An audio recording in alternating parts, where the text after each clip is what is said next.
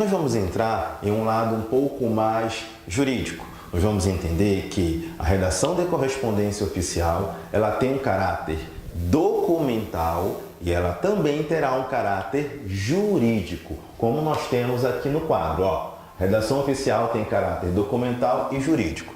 E isso é muito comum nas repartições públicas. É muito interessante que você tenha essa noção de que a disciplina Noções de Redação de Correspondências Oficiais, ela deve sim fazer parte do teu conteúdo programático. Normalmente encontro muitos candidatos que deixam em segundo plano tal disciplina, como eu já falei no vídeo anterior. Não esqueçam que estudar redação oficial pode sim te deixar um pouco mais próximo da sua vaga. E é parte da prova de língua portuguesa. E se for banca CESP, tu tens a chance aí de encontrar 4 ou 5 questões, desde que venha, claro, no seu edital. Então, vamos entender quais são os documentos oficiais. Na aula de hoje eu vou aproveitar para enumerar alguns documentos oficiais e que mais à frente nós trabalharemos. E hoje eu vou te explicar o que você deve saber. Algo que normalmente deixa muitos candidatos aí nervosos. Eu vou ter que saber redigir um parecer? Não, gente. A única redação hoje no Brasil, no concurso público, é cobrado é a prova discursiva, dissertativa ou estudo de caso. Salvo raras exceções, parecer por aí. Agora, aqui não. A prova é ou de múltipla escolha ou certo e errado, como do SESC. Então, que documentos são estes? Vamos lá. Nós temos aqui ata, aviso, circular, edital, pelo menos este aqui tu sabe, né? Tô brincando, gente. Nós vamos trabalhar o edital e verificar como ele é tão importante para a redação oficial.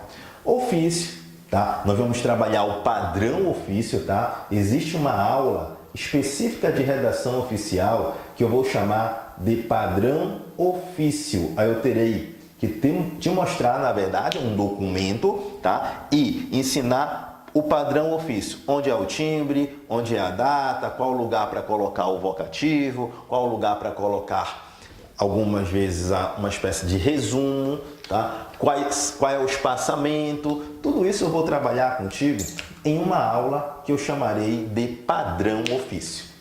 Nós vamos entender ainda alguns documentos como parecer, portaria, requerimento, memorando, carta, certidão, procuração, claro, ordem de serviço, declaração e apostila. Então, pelo menos aqui, gente, 15 documentos oficiais.